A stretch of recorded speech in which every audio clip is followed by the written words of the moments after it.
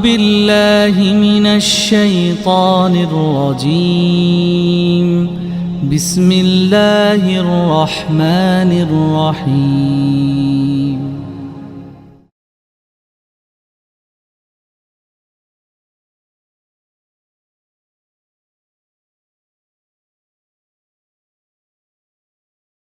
Hamdan wa syukran lillah syada la ilaha illallah wahdahu la syarikalah syadu anna muhammadan abduhu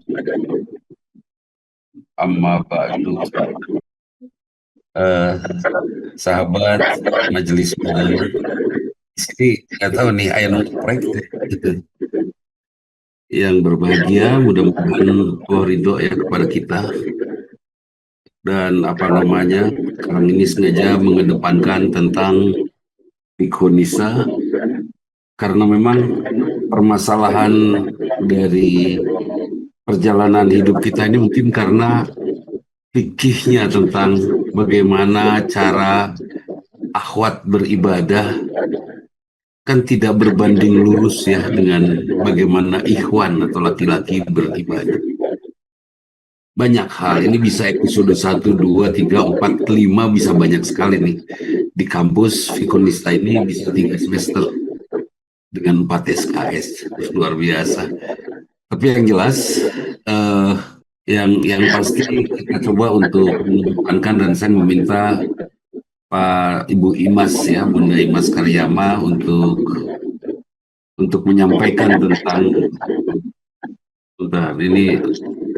tentang fitur ini.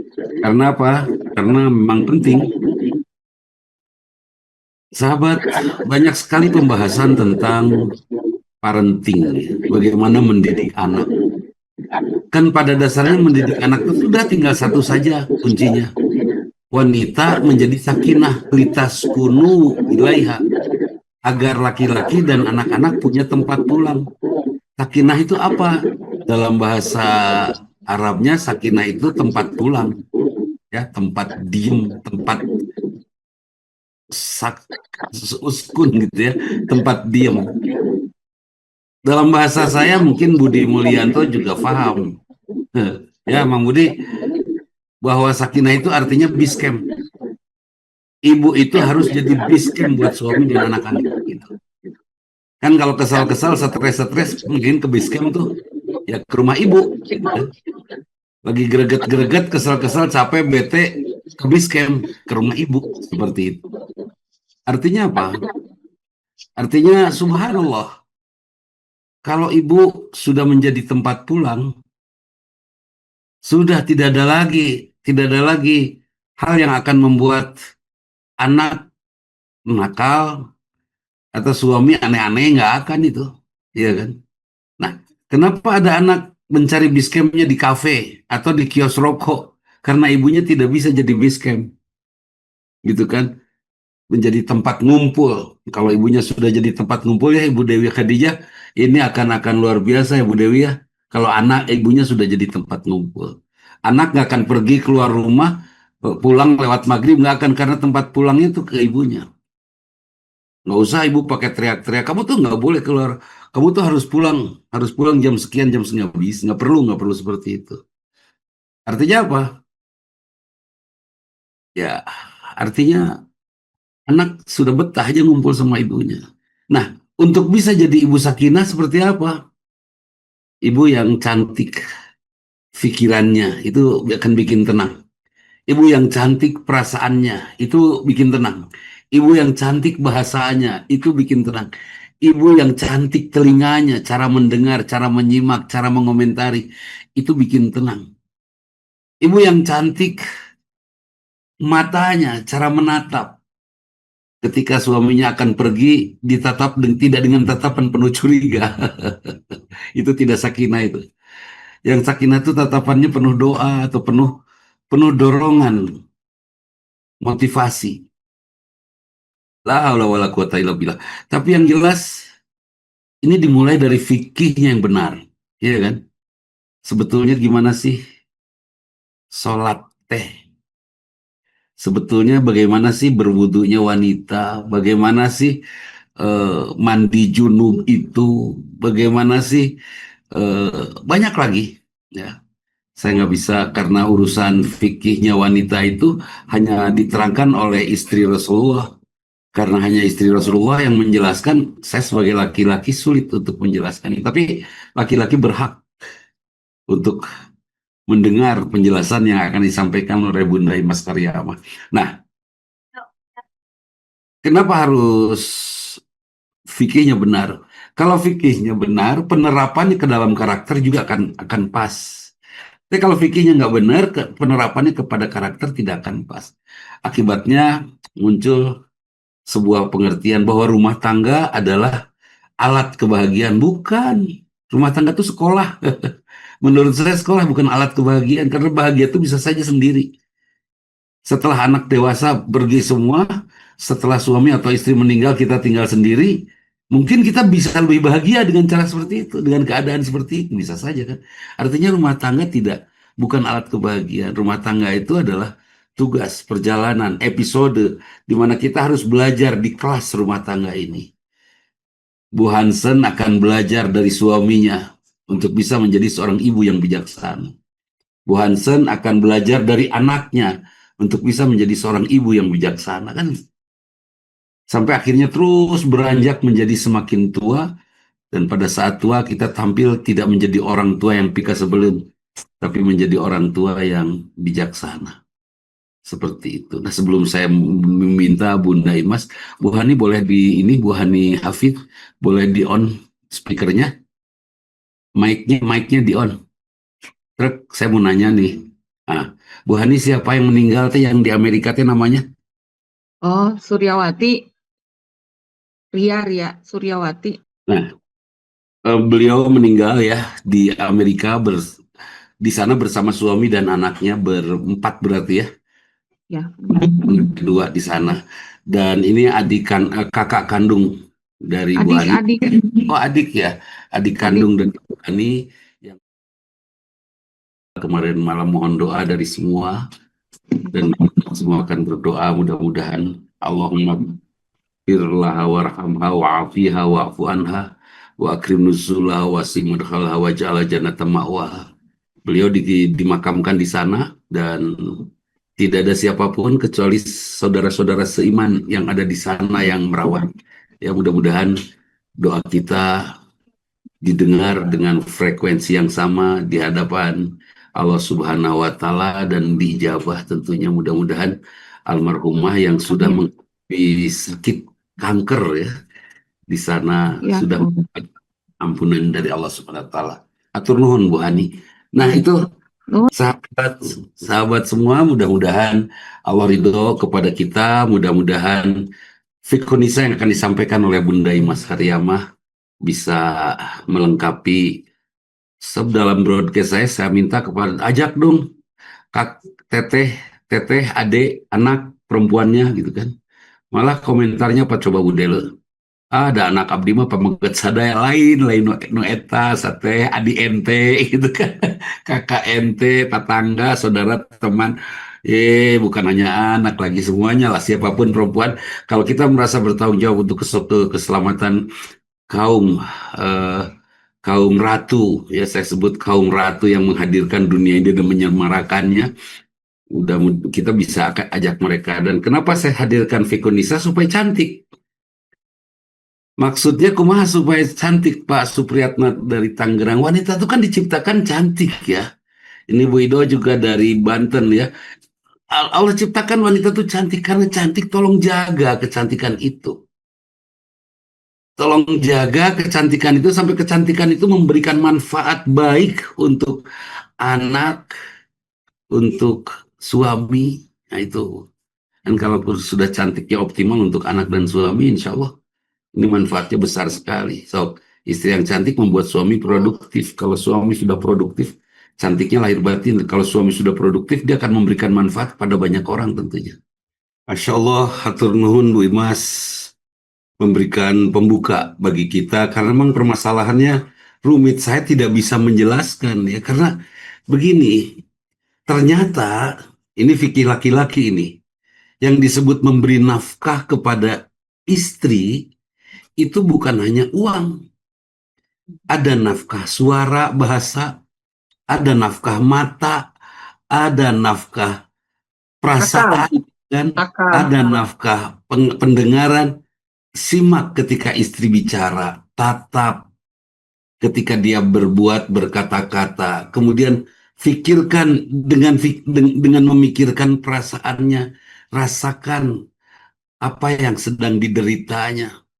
Bahkan suami tidak akan protes ketika dia diberikan goreng ikan yang tutung ya Pak Supriyatna. Enggak. Kenapa Bapak nggak protes dikasih goreng ikan yang hangus kayak gini sama Mama? Goreng ikan tuh hanya sampai di sini, di mulut saja masalahnya. Tapi kalau Papa protes tentang pahitnya goreng ikan yang angus ini, yang akan rusak perasaan Mama yang susah untuk Papa sembuhkan. Kalau urusan mulut mah tinggal minum beres. Mm. Itu kan responsibility, ya, rasa tanggung jawab kepada perasaan perempuan itu nafkah. Kita jangan pernah berpikir bahwa nafkah itu hanya uang. Beres saja enggak. Perhatian, rasa, pendengaran, penglihatan, perilaku, banyak lagi.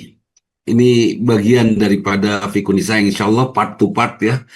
Eh, Sedikit bagian sebagian nanti oleh Bu Imas akan disampaikan karena Bunda Imas seperti Bunda Imas selalu mengikuti Zoom ini di kita ini banyak sekali punten ya seperti saya statusnya aki-aki dan nini-nini. Nah, yang tidak sempat ngaji ke masjid karena sibuk, ya udah di sini tempatnya kan gitu ya Bu Dewi ya, seperti itulah. Jadi Kang Wayan tahu buru-buru wae kemana-mana. Jadi sempat bisa melihat rekamannya Kang Wayannya di mana di YouTube ke Pak Kang Nandang yang sudah kangen ke Bandung ya, Kang Nandang di Goa sudah kangen ke Bandung, Ibu Idoh tadi Banten yang Masya Allah luar biasa, Prof Iva yang sangat sibuk, Masya Allah. Ini momen yang apa media yang insya Allah akan menyatukan kita. Dan buat apa sih kita aki-aki ya mendengar kondisi buat ngasih tahu incu nah kan gitu, atau buat ngasih tahu si Nini supaya bisa ngasih tahu ke cucunya yang perempuan atau ke menantunya yang perempuan kan gitu ya, untuk ngasih tahu seperti itu. Tidak boleh kita apatis dalam dalam urusan fikih nisai. Dan lidah saya juga lidah Kang Wayan insya Allah keluh ya Kang Wayan ya, sok bingung ada ditaruh seperti ditanya banyak orang yang nanya sama saya teh head tapi masih gini aduh tuh apa orang iya Nu ada kumaha rasa-rasanya sih Rasulullah oge mayunanana teh ku senyum kan Ustaz dina itu hadisna akhir oge. betul lah gitu. Akhirnya saya rekom aja, udah tanya aja ke dokter lah yang jelas, punya temen dokter nggak, sok di WhatsApp gitu kan, udah kayak gitu aja. Dan mudah-mudahan dokter-dokter yang di WhatsApp oleh jamaah kita ini respon ya, oh itu teh bukan haid, itu teh istihadah misalnya tahap dan lain sebagainya. Itu seperti itu. Jadi fikih nisa ini betul-betul harus secara serius. Saya gini gini nih, Bu Dele, boleh nggak saya rada ragu-ragu tentang sholat saya sendiri? Allahu Akbar. Udah beres sholat. Kemudian saya coba lagi ya. Coba praktek. Praktek sholat sendiri. Allahu Akbar. Kenapa tangan saya gini? Dalilnya mana? Oh, akhirnya saya coba buka. Oh, tangan saya gini teh ini dalilnya. Terus ruku, pas ruku, kenapa ruku saya gini? Dalilnya mana? Apakah saya ruku hanya karena saya ittiba kepada guru-guru saya mengajarkan, atau melihat guru saya melakukan ruku seperti itu? Terus kalau saya hanya melihat guru saya melakukan ruku seperti itu, sah nggak ya sholat saya? Asli atau ragu-ragu di umur sakil, kemana wae atau jang dudi, kan gitu ya pertanyaan saya. So kemana wae atau jang wayan. So, kita teh sujud dalil mana? Terus kemarin saya mendengar Ustadz Hamdan, kalau i'tidal itu lamanya harus sama dengan bacaan sholat pada saat pada saat berdiri. Jadi sudah berdiri, terus ruku, berdiri lagi. Nah ini teh i'tidal ini teh harus sama panjangnya dengan berdiri pada saat awal. Waduh, dan dia sampaikan bacaannya yang panjang. Kaget kan saya, alas ya, orang salila ya sholat begitu gitu kan. Terus tumak ninah itu bagian daripada rukun. Kalau tidak tumak ninah tidak sah sholat. Makanya kita pada edisi rusuh kan, Allah Akbar, pada edisi rusuh ngabret, apalagi dokter Dele sok lagi menangani kasus kehamilan ya. pasti aya acara rusuh lah ngaku itu setama.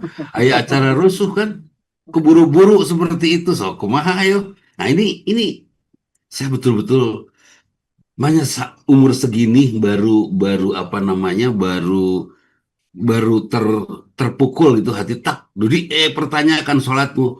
Akhirnya saya beli buku sholatnya Ustadz Aam Amiruddin ini ya, saya beli apa risalah sholatnya Hasan, saya beli risalah sholatnya Ustadz Sodikin, banyak banyak saya beli itu risalah Ustadz risalah dulu sholat Suhendar adanya. punya Ustadz, betul itu sudah duluan punya, Masya Allah. Jadi saya masih harus memperbaiki sholat saya, makanya terpikir untuk membuat judul Fikun Nisa. Bisi kaum wanita teh selama ini teh beres teh mandi mandi teh apal teh naon motivasina, ya kan? Kenapa yang bersihnya alat vital, nah anu di kumana cepil, ayo pikirannya, ayo pan teu nyambung gitu teh. Walau alam, tapi yang jelas itu semua harus di apa dijelaskan ya. Da Pak Wawan juga kebetulan anaknya perempuan. Ada beberapa anak perempuan yang harus dijawab oleh bapaknya ketika anaknya bertanya. Ya, seperti itu. Nah, itu tentang Fikun Atau Nisa. Ustadz Dudi Kemudian, ini ada yang bikin saya miris ya Ustadz Dudi. Apakah Ustadz tersebut tidak paham atau memang pura-pura tidak paham saat menceraikan istrinya, kemudian istrinya mengadu, karena saya kan HP itu kan untuk curhat kaum perempuan ya Ustadz ya. Ternyata memang tidak diberikan mut'ah gitu, tidak diberikan uang udah mah pang nyeri lah gitu ya Ustadz ya. Uang pang bubungah gitu kalau buat atau saya uang sedekah mut'ah itu uang ngawahan. Ngawahan ternyata setelah ternyata setelah tidak Ustadz. Padahal suaminya itu menurut saya paham hukum lah, masa iya. Ternyata ini terjadi Ustadz. Jadi suami kan harusnya memberikan uang mut'ah ya sesuai dengan kemampuan. Dia mah boro-boro gitu. Nah itu ini jangan sampai kaum perempuan jadi itu korban, dibobodo betul. gitu. Iya, dibobodo tidak tahu atau memang tidak belajar atau memang suaminya menzalim kan ini kalau Ada ini saya punya teman menjadi dia. normalisasi kan jadi tidak bagus, Ustaz. Itu gimana Saya ini? punya teman itu cerai sama istrinya, rumahnya dikasihin, mobilnya dikasihin. Saya bilang, kenapa Kang dikasihin semua? Udah siap dengan yang baru. Si Etet. Baik hadirin, itu saja hatur nuhun ya. Oh iya, kemarin saya mengumpulkan dari sahabat semua untuk perbaikan masjid di Cileunyi. Alhamdulillah terkumpullah untuk atap, untuk plafon, untuk kusen ya. Kusen saya pengen ganti dengan kusen aluminium dan kita perbaiki temboknya. Musyawarahlah dengan masyarakat setempat dan diwakili ya. Hasilnya alhamdulillah oleh masyarakat dirubuhkan. Aduh, kita jadi kudu mimitian ti mimiti. Aduh, saya teh langsung la haula wala quwata illa billah. Uang yang sudah terkumpul sudah disiapkan, kita harus dimulai lagi dari nol. Udah dirubuhkan bisa rata. Nggak geter, tapi akhirnya saya punya pikiran ini tugas yang dibayar. Kepada Ibu Suryama, ada nggak ya Iqmah di sini? Ya karena saya dan Ibu Suryama yang ini Bu Dela, Bu Suryama dari apotek ya, itu yang ngurusnya. Jadi luar biasa. Sekarang mah di bagian kerohanian ya, di Islamnya Ibu Suryama itu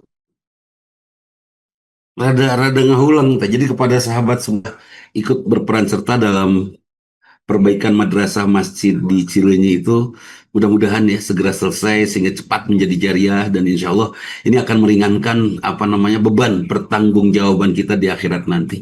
Ya, insya Allah. Dan Bu Imas mohon ada silabusnya nanti Bu Imas untuk step ini pembuka barusan mukadimah, nanti berikutnya. Dan kepada sahabat semua yang punya anak perempuan, tetangga, saudara, adik, kakak, siapa saja yang namanya perempuan, ajakanlah ke Zoom ini untuk minggu depan insya Allah Bu Imas lagi untuk menyampaikan Fikun Nisa secara ini Bu, secara apa namanya, secara runut ya satu persatu. Tematik aja Besok Ustaz, mungkin nanti tentang saya taruh. berikan ke Ustadz mana yang lebih didahulukan. Itu nanti kita diskusikan lagi. Tapi yang jelas di awalnya kita tentang bab toharohnya perempuan beda, bab bersucinya perempuan itu seperti apa. Dan wudhunya perempuan beda, lelaki mah kan buka kopiah ya di tempat umum teh. atau tidak pakai apa-apa, perempuan bagaimana kan itu ya, seperti itu. Ya, banyak aspek, dan Ustadz Hasim juga harus tahu tentang fikun nisa ini Pak Ustadz. Bisa ya hayam yang nisa atau apa sajalah tetangga yang nisa yang bertanya harus dipangjawabkan oleh Ustadz Hasim. Ustaz Dudi, kemarin saya Hmm. ke Rumah Sakit Al Islam lupa ngasih tahu ke Ibu Suryamah. Padahal mahnya ada Ibu Delo, ya didinya di Oh, Al Islam, iya. Tapi Ibu waktu saya periksa ke Ibu Delo mah langsung digolerkan di ranjang pelahiran, di ranjang tempat ngelahirkan. Aduh, bahaya. Karena Bu Delo ahli untuk melahirkan anak orang ya. Itu mudah-mudahan ya. Mohon maaf kepada semua jika penyajian dalam kajian Zoom ada hal-hal yang tidak berkenan. Tapi mudah-mudahan kita terus, saya berjuang untuk konsisten dengan mohon maaf apa Ustaz namanya, jika bahasa-bahasanya memang terlalu dianggap vulgar. Memang itulah ya. yang harus saya Mohon maaf dan jelaskan. jangan digoreng itu seperti acara saya digoreng sama orang tuh. Ada yang pernah lihat acara apa ceramah saya di Nasdem nggak? Oh itu digoreng habis itu, alhamdulillah ya, nggak apa-apa, nggak ada masalahnya. Kang Oyannya ini ramai, saya dianggap kader Nasdem, nggak lah. Di Nasdem saya ikut, di PKS saya ikut ceramah, di Gerindra saya ikut ceramah. Sepanjang partai itu mau mendengarkan Al-Islam saya ikutan, kan itu ya, itu saja. Itu Ustadz Wawan, mudah-mudahan kita semua mendapatkan barokah dari Allah Subhanahu wa Ta'ala. Amin ya Hatur Allah. nuhun mangga Ustaz.